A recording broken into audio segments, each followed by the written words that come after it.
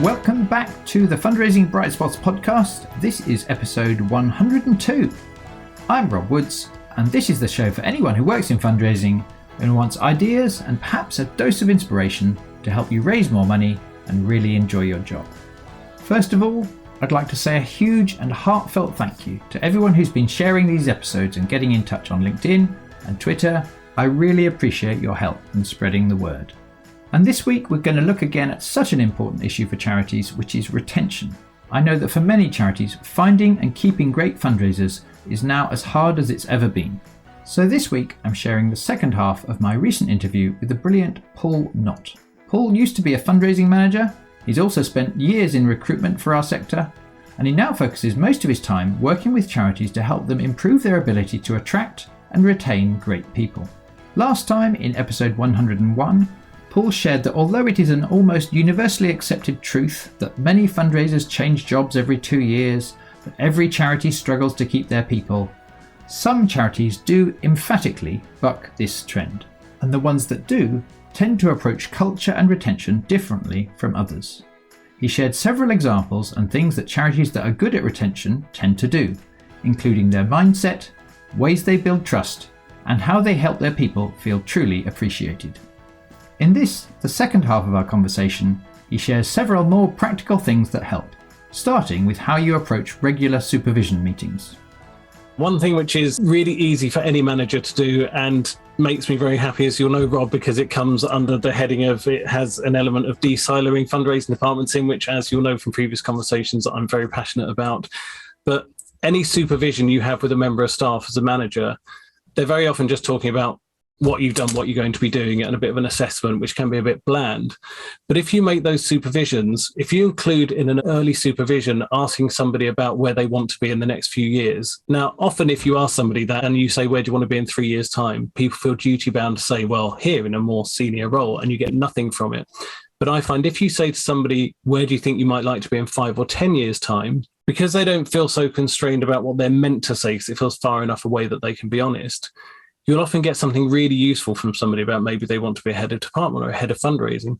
Or, and I'll just say as an aside, they may say that I just want to be doing my job really well. And that's fine, because not everybody wants to be promoted. And actually not promoting people can be a really good way of retaining them. You just need to ask them if they want the promotion or not, rather than them feeling forced into it.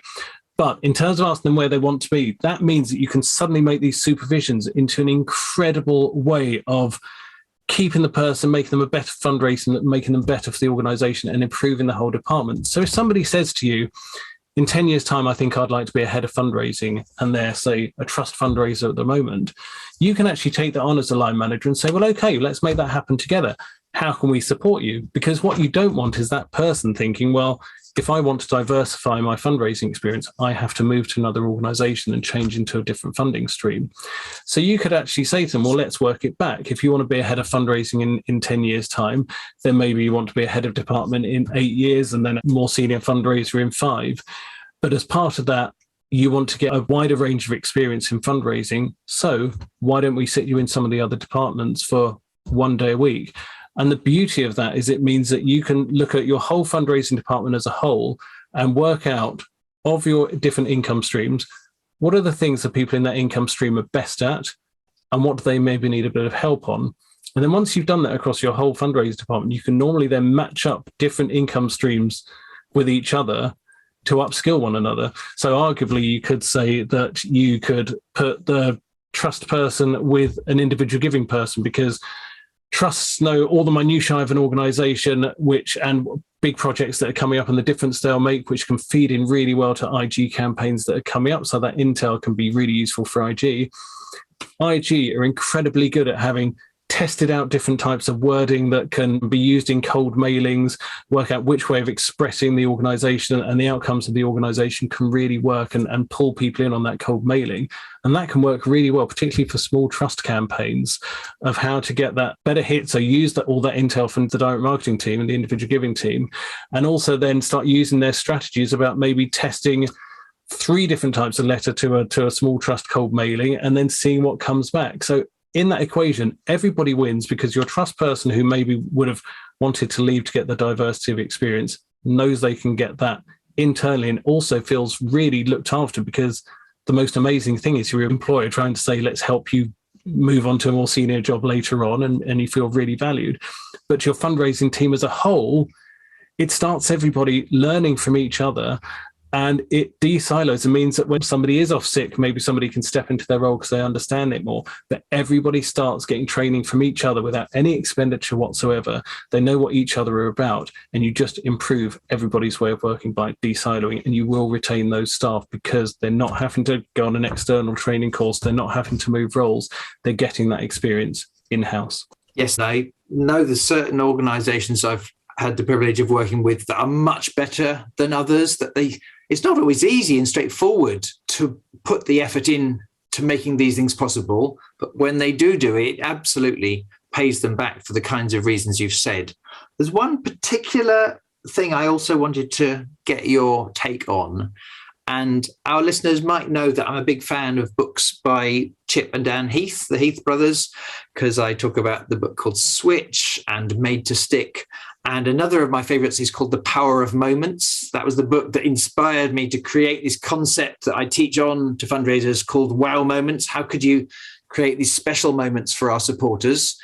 And indeed, you could argue these special moments for our staff. I remember in The Power of Moments, an especially striking story of, I think it was John Deere, the tractor company in Asia, that was really struggling initially in recruiting particularly a certain type of person with certain skills and engineering experience and so on, and retaining them because they were so in demand by lots of companies in that part of the world. And the Heath brothers tell the story of John Deere, the company, really embraced the notion that they had to do better. They couldn't afford not to really go above and beyond in turning that around, the experience people got when they started working at John Deere. And I wonder what your take is on how charities in the UK or anywhere can be more holistic and try harder from earlier on. Interestingly, with retention, I think a lot of employers see it as something that starts on the first day somebody starts in post, or even that starts when they finish their probation. But as a recruiter, you're always taught that the most risky part of any recruitment process is just after somebody's accepted the role, because they can be offered other jobs, they can be offered more salary by the employer they're with. So actually retention starts from the moment that person accepts the role in your organisation.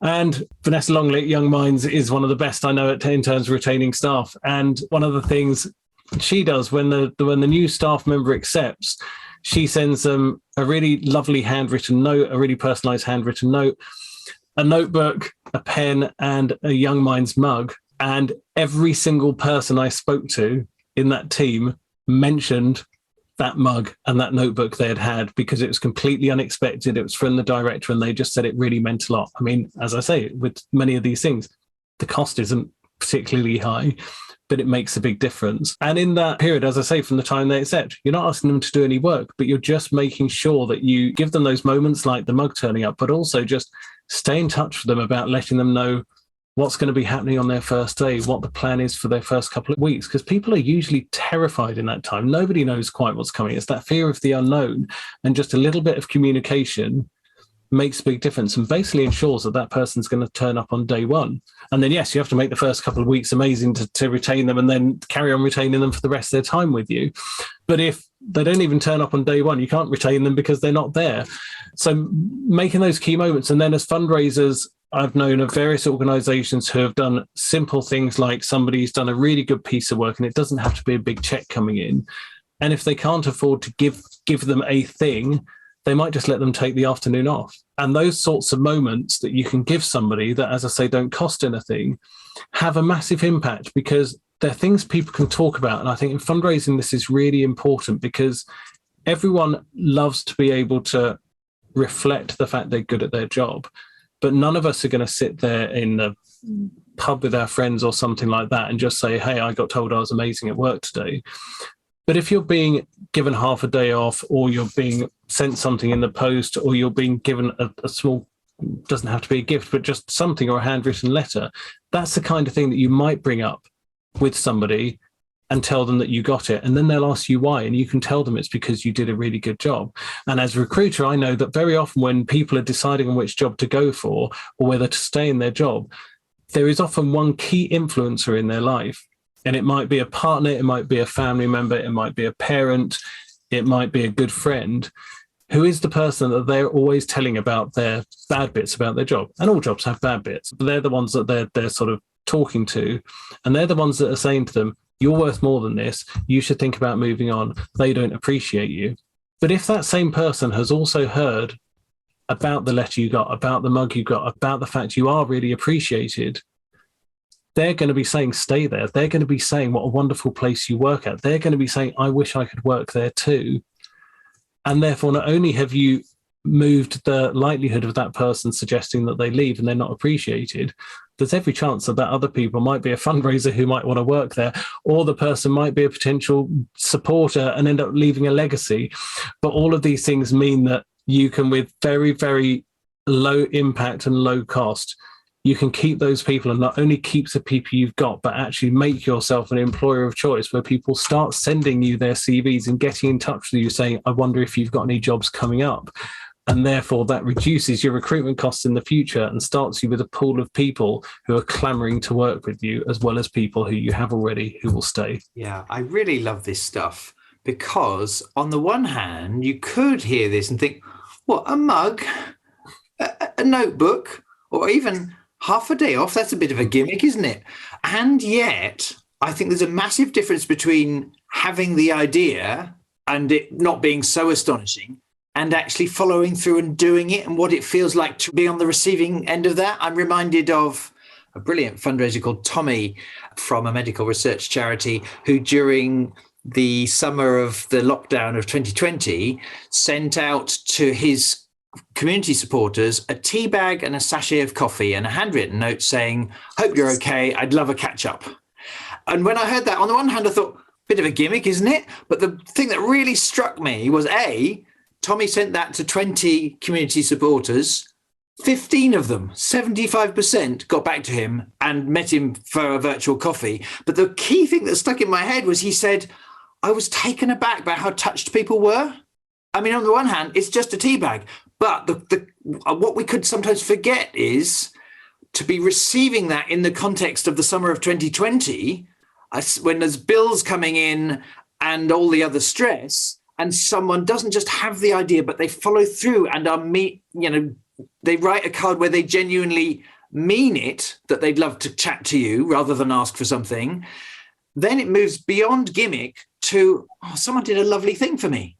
And I think you could do the mug technique badly, and it would be, oh, yeah, I got given a gimmicky thing today. But yeah, if you mean it and it's congruent and it's part of your overall culture that you as a team leader or a manager, you genuinely care, I totally get why those people at that charity pool fed that back to you. It's just how actually it was a mini wow. And there's one other little example that occurs to me. There's a brilliant fundraiser who I've known for years, she's a member of our club, called Rupa Day. And about 6 months ago, during our virtual breakfast club, she did a little mini talk. And we were talking about wow moments in the context of how can you create just a bit of surprise and delight beyond what people would expect in the context of donors and fundraisers. And Rupa Day shared with our Breakfast Club audience that she also has really followed through with that in how she looks after her team. How can I create something a bit different, bit going the extra mile? Doesn't have to break the bank, but just something they wouldn't necessarily expect. And she did several things, but the one she told our Breakfast Club was on the 12-month anniversary of everything locking down. So I guess this must have been March 2021. She organised a special team meeting, and in advance, she sent them a lovely little cocktail making kit, not just anyone, but a cocktail from Dishoom. And if you've ever heard of that, it's not just any old bottle of gin. Dishoom is this lovely, fancy shishi restaurant. And she sent that to the team with a note saying to be open in the meeting. Sure. And then it was a surprise. And in the meeting, she said from her heart, she just couldn't have made it through that year without a team like they were. And she genuinely meant just how much she appreciated each and every one of them, not only for their technical skill and their fundraising effort and so on, but also just how hard each and every one of them had worked to help her personally and to help teammates as a whole. And for the bigger picture of the cause they serve. And she said that and she meant it. She didn't overdo it with the words, but she said it like she meant it and said, right, we're not going to talk any work from now on. Can you open your box now? Let's enjoy a cocktail on me. I imagine if anyone didn't drink, Rupert Day was smart enough to think of, something to send them. But it's one thing to think this idea. And the key thing I take from the wow moments process is anyone can have these ideas. But for the first 10 years of my career, I quote, left these ideas on the flip chart because there was always a reasonable reason not to take the risk. Yeah. And what I loved about Rupert Day, over her career, she's got again and again rewarded for taking the risk and going the extra mile to help her team feel appreciated, feel like family, feel safe. Well, I think the thing I love most about helping people to do this is in most of the cases, people love it. It's that giving a gift kind of feeling. And people almost miss the fact it's quite nice to watch sometimes because they don't really realise that they're getting so much out of doing it themselves. And not just because it stops them having to recruit members of their team so often because they're keeping them, but it feels really good to do all these kind of bits of recognition or giving some nice things every now and again. So actually, they're retaining themselves at the same time by doing these things, and they're making themselves enjoy their jobs more and more likely to stay. So it's sort of this lovely self-retention piece that they don't necessarily realise they're doing. But again, it makes a big difference and just feels great to do. Yeah, it absolutely does. And that really is consistent with whenever charities steel themselves to find the resources to do a special thankathon, and they manage to get 3 trustees to make some thank you calls or at least send some thank you cards. The feedback is always, not only did we get these stories of some donors who were delighted and chose to give some more money, but the really interesting thing was the trustees that did it said they really enjoyed it.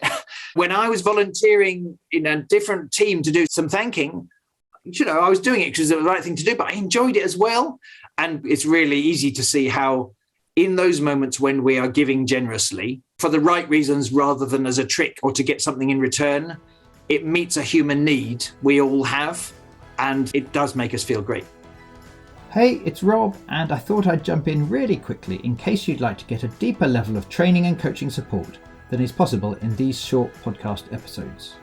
If so, a couple of options to think about are firstly, our Bright Spot Members Club, which is our training and inspiration site for fundraisers of all disciplines, and secondly, our 2 flagship mastery programs in corporate partnerships and major gift fundraising, which will start again in the autumn of 2022. But rather than have me explain them, I thought it would be most interesting if you could hear from a fundraiser named Pippa about how the Learning Club and the Corporate Mastery Programme have helped her. I've been a member of Bright Spot Members Club for a couple of years now and also attended Rob's Mastery course. It's been amazingly helpful for me all the way through.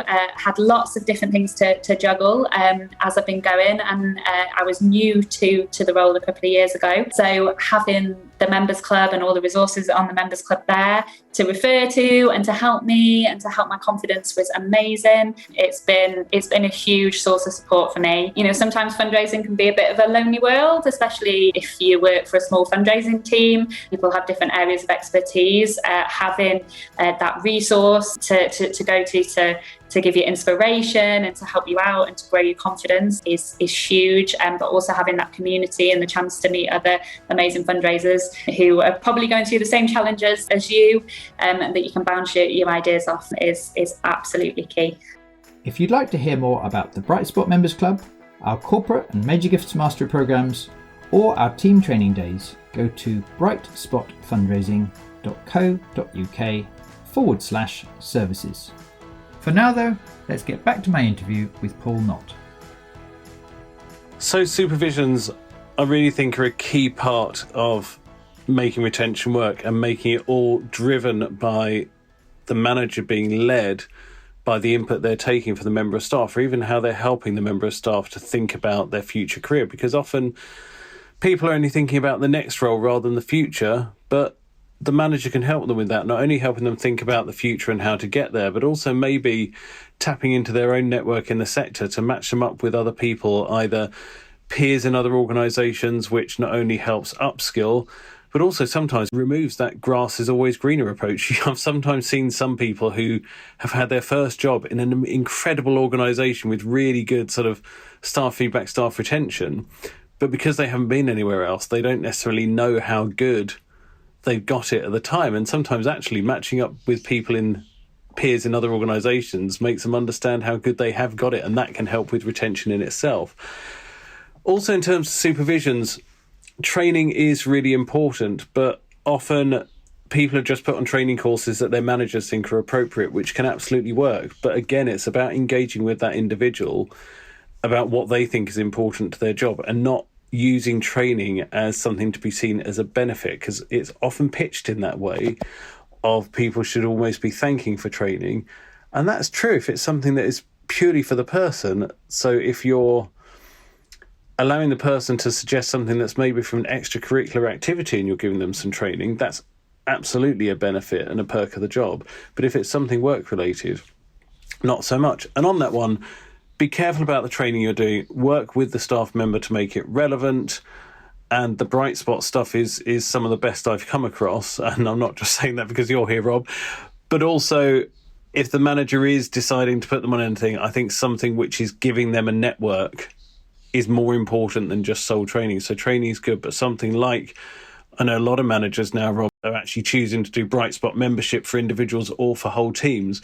And you may not know this, but I've had a lot of feedback from people in the sector that sort of thing can be incredibly beneficial to people, and particularly for maybe people who don't have such a good network, because it taps them into not only training that they can take at the time they want it, but also a network of people that's small enough that they feel they can go there with problems and things they need to know and questions they have, and can, again, knowing that they're part of that, can give them some of that sort of training in-house that they might need to go elsewhere to get otherwise. So I think something like Bright Spot membership can be really beneficial too. Final thing I'd like to add, and I would love this to be more of a thing in the sector, is encouraging all of your staff to become trustees of other organisations and giving them maybe a couple of days or more a year to be able to work on this trustee work. There are so many issues in this sector, whether it's around problems with diversity, problems with fundraising not getting enough investment, problems with getting flexibility agreed for staff. So many of the issues that come up in the sector, I believe, would be solved or at least helped by fundraisers and other people who work in charities going onto trustee boards.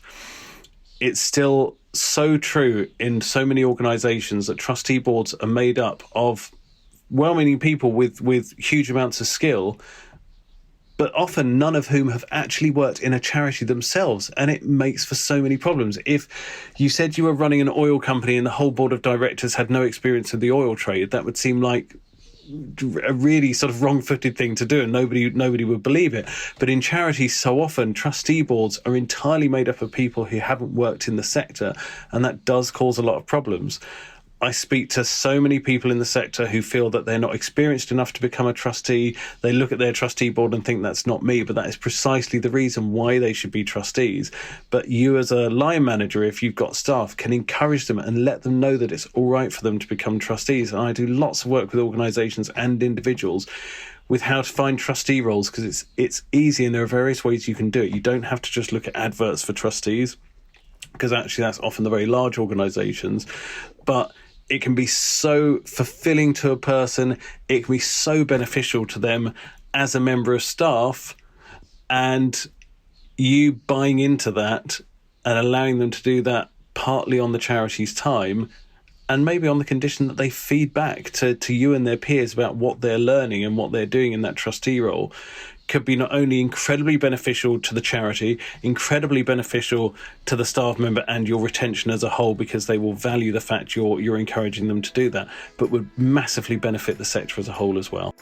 Paul, thank you ever so much for making time to share these ideas. I really appreciate not only the specific tactics that some of our listeners could try out, but also those examples you've shared, especially of how young minds have been doing this stuff really well. So thank you so much, Paul. I've really enjoyed our chat, and I will catch up with you very soon. Great to see you, Rob. Thanks.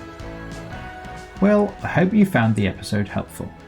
If you'd like to see a full transcript and a short summary and a link to both episodes I've previously recorded with Paul, go to the podcast section of our website, which is brightspotfundraising.co.uk.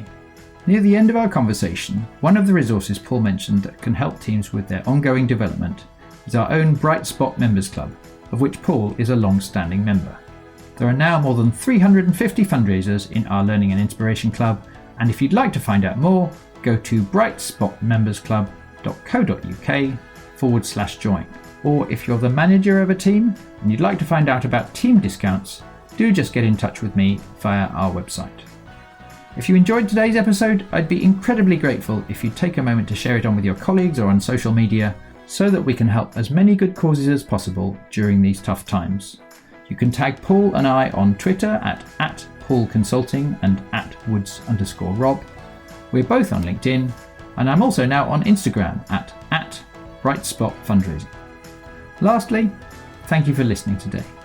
Best of luck with your fundraising and all your efforts to create a culture where your people stay doing great work for as long as possible. I look forward to sharing more Bright Spot ideas and examples with you very soon.